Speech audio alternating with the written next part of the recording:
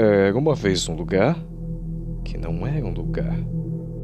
Ele tinha muitos nomes, como o Avernus, Gerena, Tártaros, Hades, Abaddon, Sheol e entre outros.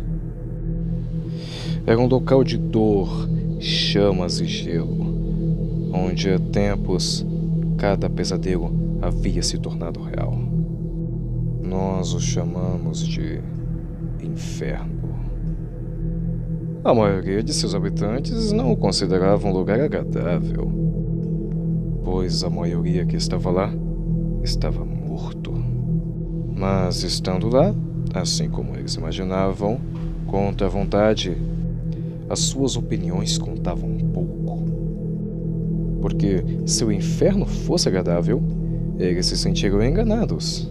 Porque todos eles permaneciam lá por causa da dor, do sofrimento e do tormento, que era algo que eles recebiam em abundância. Na verdade, era a única coisa que todos eles recebiam. Porém, eles não estavam sozinhos lá. Haviam outros habitantes naquele local. Mas eles não estavam nem vivos e nem mortos. Não no sentido biológico da palavra. A humanidade os batizou de demônios, mesmo sem saber o que são de fato. Pouco em comum havia entre os demônios e as almas que lá viviam. No entanto, havia uma coisa em que eles concordavam. Não havia nada de ruim naquele lugar que não pudesse piorar. A cena é cortada para uma biblioteca, onde um pássaro falante perguntava a Lucien. O mesmo respondia que era uma biblioteca muito incomum, pois lá estavam todas as histórias que em um dia foram sonhadas. Lucien afirma que esses livros você não pode encontrá-los na Terra, porque ali tinha, por exemplo, romances que seus autores nunca escreveram ou sequer terminaram, exceto em seus sonhos. Mettel, o pássaro, diz que em vida nunca foi um grande leitor. Mas ele também comenta que Lucien está muito feliz com a volta dela. Lucien explica que sem a biblioteca ele não vive, e que se ela for destruída, ele também vai ser destruído por dentro. E Lucien explica que nesse castelo, sede de poder no coração do sonhar. Ele explica que seu mestre pode fazer tudo o que ele desejar nesse castelo. Lucien pede para Mettel esperar que ele irá trancar a porta para garantir que nenhum livro saia. E Mettel diz que o mestre não somente quer falar com eles. Até que de repente um cara passa voando de vassoura, assustando os dois. E Mettel termina dizendo: "Acho que com todo mundo." A cena corta então para um homem pálido, dizendo olá. E o homem ao lado diz: "Achei que devia falar com vocês." Com todos vocês. Ele diz que precisava partir, ficar ausente por um tempo considerável. Até que o homem misterioso nos é mostrado, sentado em um trono, decorado com velas e caveiras. Ele diz que talvez pode não voltar a vê-los novamente. Ele diz que voltou a esse mundo cerca de 2 anos atrás, após uma ausência forçada. Ele diz também que durante esse tempo o sonhar decaiu muito, e que agora ele deve se ausentar mais uma vez.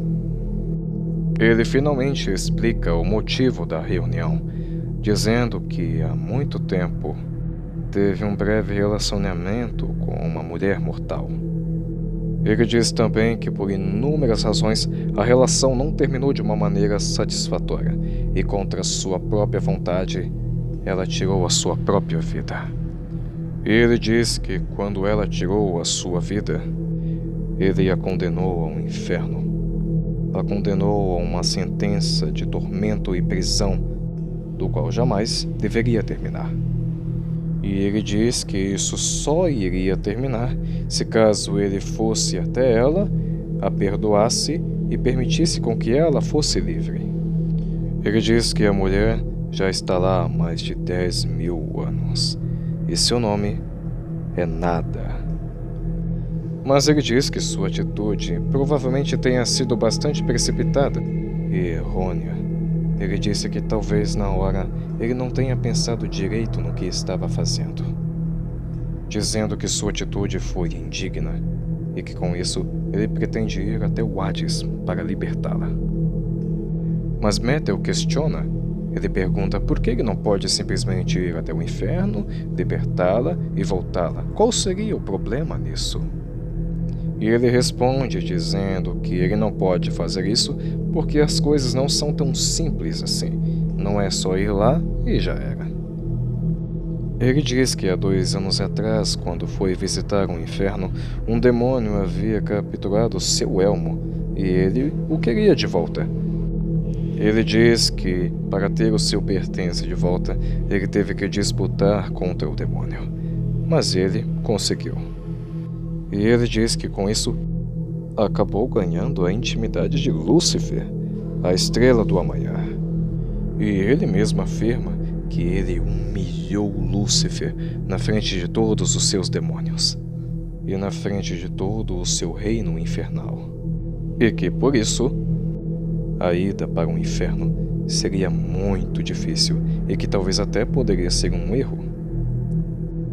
E ele diz que se ele entrar em um confronto direto com o próprio Lúcifer em seus próprios domínios, ele diz que os resultados podem não ser muito satisfatórios, mas infelizmente ele não tem muita escolha. E é exatamente por isso que ele diz que provavelmente ele pode nunca mais voltar. Ele diz que se ele for destruído, outro aspecto de sonho reassumirá o seu papel. E ele diz que confia em todos eles para que facilitem a passagem. Ele diz que se caso ele for aprisionado no inferno, ele preparou alguns planos caso isso acontecesse, e antes de partir, ele iria revelar esses planos a eles. E ele diz que uma coisa fique clara: não desejo que este mundo caia em ruínas, ou muito menos uma repetição do que ocorreu em minha última ausência. Dizendo a todos os presentes que se isso acontecesse de novo, ele ficaria bastante desapontado, e espera que todos tenham o entendido. Ele diz que talvez não encontre nenhuma oposição no inferno, mas se houver, talvez, e ele deixa isso bastante destacado, talvez ele fosse eliminado. Ele também diz que talvez essa audiência seja desnecessária, ou talvez não. Ele diz que, afinal, não gostaria que nenhum de vocês se preocupasse indevidamente. É tudo. Espero vê-los outra vez. Obrigado. Podem ir. Assim, encerrando a audiência, ele parte. Muito preocupado e bastante abalado com a situação, ele coloca a mão em seu rosto. Porém, Metal, como um bom amigo, tenta o consolar, dizendo para ele não se preocupar, que vai dar tudo certo e que era para ele se animar, não ficar muito triste, pois ele deveria ter fé e acreditar que vai dar certo.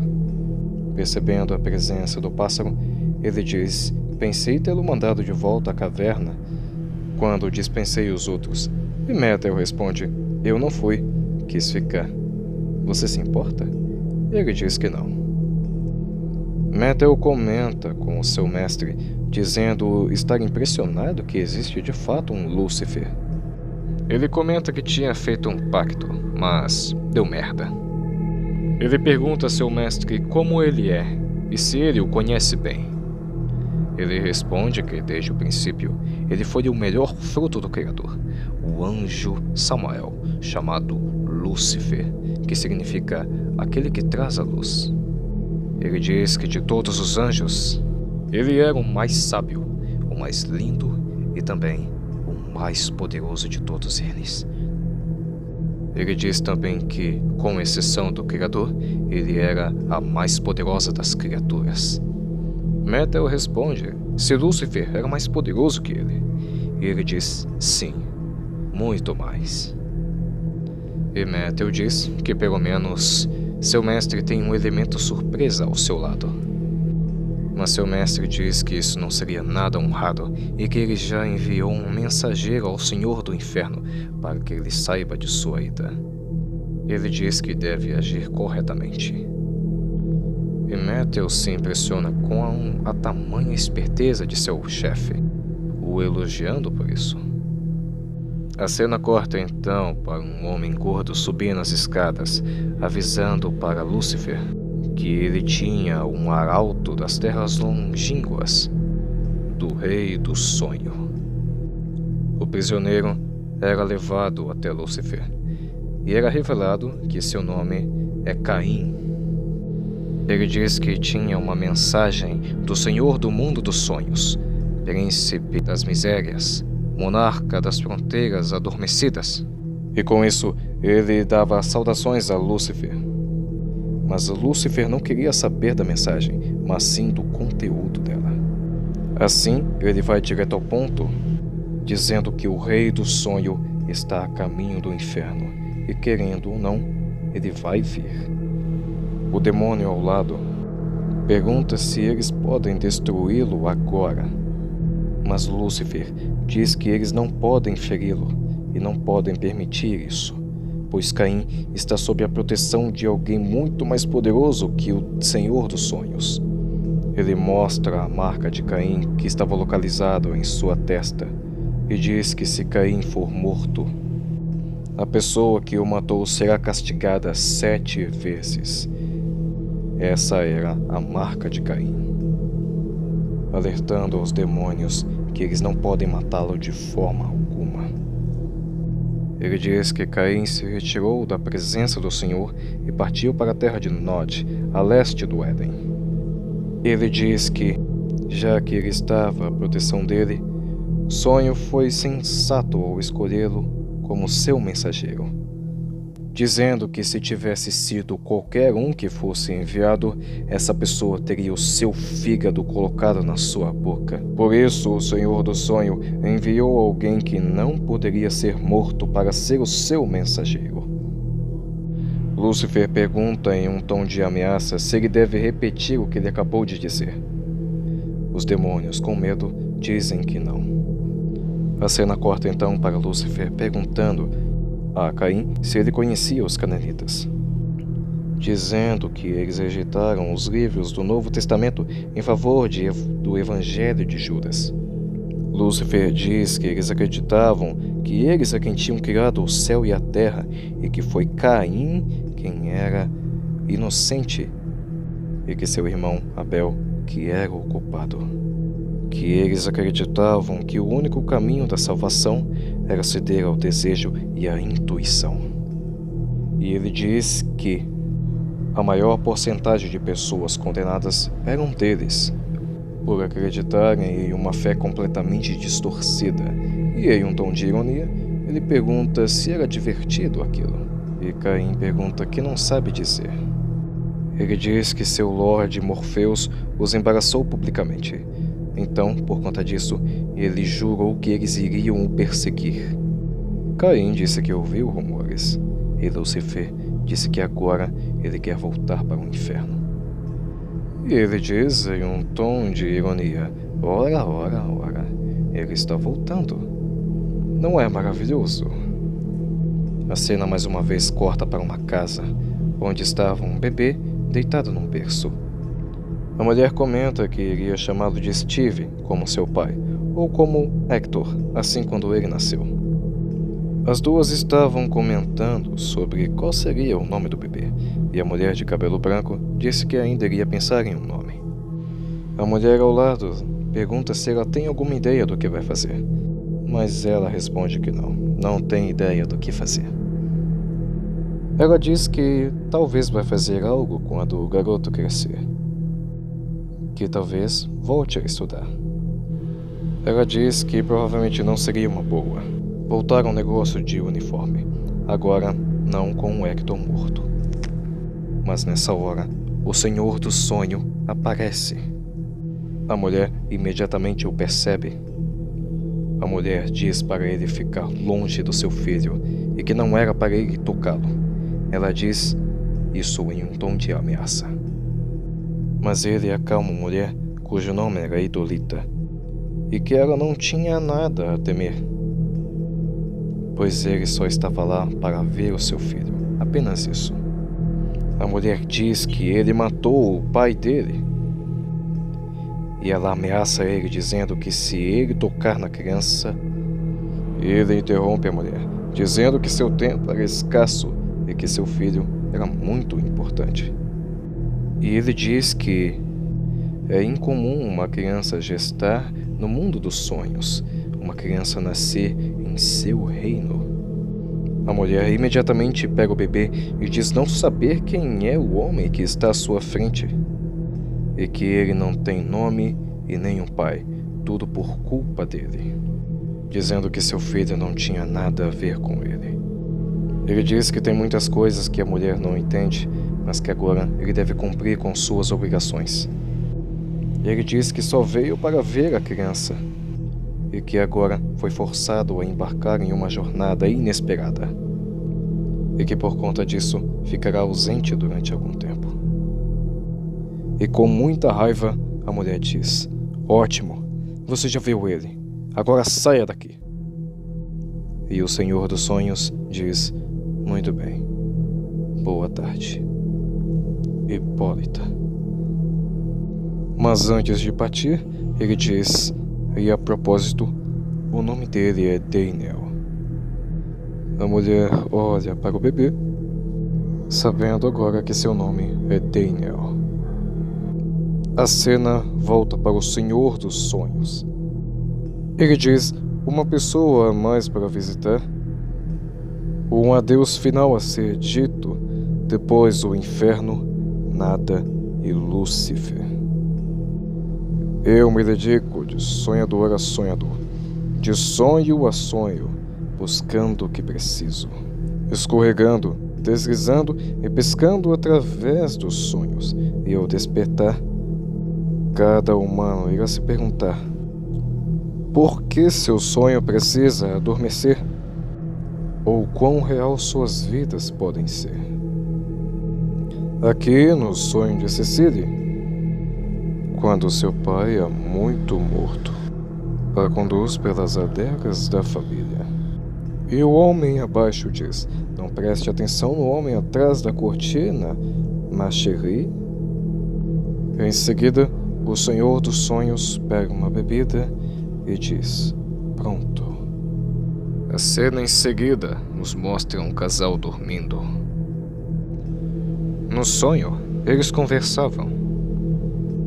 Mas o Senhor dos Sonhos aparece e diz: Rob, posso interromper? O homem se assusta e diz que ele estava um pouco adiantado. Foi aí que o homem percebeu que ele estava sonhando. E o Senhor dos Sonhos diz: sim, você está sonhando, Rod. E sim, eu estou adiantado. Ele diz a Rod que tinha um presente para ele. E lhe dá a garrafa do qual ele tinha pego anteriormente. O Senhor dos Sonhos serve um copo com esta garrafa. E Rod pergunta o porquê dele estar tão adiantado. Ele brinca, perguntando se isso é porque ele está fazendo aniversário. Ironicamente, o Senhor dos Sonhos diz que para fazer aniversário é preciso nascer. Ele serve a bebida para o homem e diz que não é o seu aniversário. Ele diz que precisava muito falar com Rod, porque ele diz que ele necessita fazer uma viagem. Diz que irá se ausentar por um tempo e que talvez volte em breve. E em um tom de ironia, Rod diz: sabe, a ideia do que alguém como você considera muito tempo chega a me dar arrepios. Rod presume que o Senhor dos Sonhos definitivamente voltará. Eles pegam suas bebidas e brindam. E quando eles brindam, Rod diz que o que ele acabou de dizer foi malditamente peculiar, dizendo que isso se deve pelo fato de que em sonhos falamos coisas estranhas. O Senhor dos Sonhos dá a garrafa a Rod, dizendo que ele pode ficar, dizendo que agora chegou a hora de sua partida. Rod diz que foi muito bom vê-lo, mesmo sendo só um sonho. Ele dá boa noite a Rod e se despede dele. A mulher ao seu lado acorda e diz que ele estava falando sozinho. Ele se desculpa e disse que apenas teve um sonho bobo. A cena corta então para Lúcifer pegando Caim pelos cabelos. Ele dizia o quanto que esses demônios que tentam se achar melhores que Lúcifer são insetos miseráveis. Ele diz que sou apenas um senhor que ele reconhece como superior a ele. Ele diz a ele: nós não mais falamos. E Lúcifer diz em um tom de deboche: antes reinar no inferno do que servir no céu. E Caim concorda com ele. Ele diz a Caim que eles não falaram isso. Foi Miriam quem disse essa frase. E Lúcifer diz em seguida: volte ao seu mestre, diga a ele que recebemos sua mensagem. Diga a ele que estaremos aguardando. Diga a ele. Diga a ele que Lúcifer está antecipando sua visita. Agora vá. Caim se transforma em fumaça. Lúcifer abre suas asas e vai direto para o céu. Ele sobe aos céus e chama a atenção de todos os demônios. Ele diz para todos ouvirem suas palavras, pois o primeiro dos anjos caídos iria falar. Ele exalta todos os demônios, dizendo que os demônios tomaram esse lugar e tornaram ele o seu mundo, o seu reino, tirando todo o proveito de suas oportunidades, de sua dor e de seu prazer. Seus olhos ficam vermelhos e negros, e ele diz: ouçam, crianças condenadas. Morpheus está vindo a nós. Em uma tentativa inútil de libertar alguém que ama do nosso domínio. Com muita raiva, ele diz: mas esse dia no inferno, este dia será lembrado por vocês para sempre, e ele também se lembrará. A cena volta para o castelo, e é dito que Caim retornou. O Senhor dos Sonhos pergunta onde ele está. Lucien aponta onde ele está. Caim diz que entregou a mensagem e diz que estava muito ansioso para vê-lo. E ele também disse que ele é terrível e que ignorou a sua marca e que até achou ela engraçada. Ele coloca a mão em sua cabeça e diz: descanse, meu servo, você trabalhou bem. Lucien dá a ele seu elmo e diz: Milord, eu imploro que reconsidere, por favor, não é tarde demais. Mas ele diz: fazemos o que devemos, Lucien. Algumas vezes podemos escolher o caminho por que seguimos. Algumas vezes nossas escolhas são feitas por nós. E algumas vezes não temos escolha alguma, diz ele, colocando o elmo. Finalizando dizendo: até logo, Lucien. E assim o capítulo se encerra com Morpheus partindo e Lucien se despedindo. E esse foi o primeiro capítulo de Sandman. Caso tenha gostado, deixe o seu like. E se quiser deixar alguma sugestão aí nos comentários, é só deixar. Se inscreva para me ajudar. E é isso, pessoal. Até mais. E fui!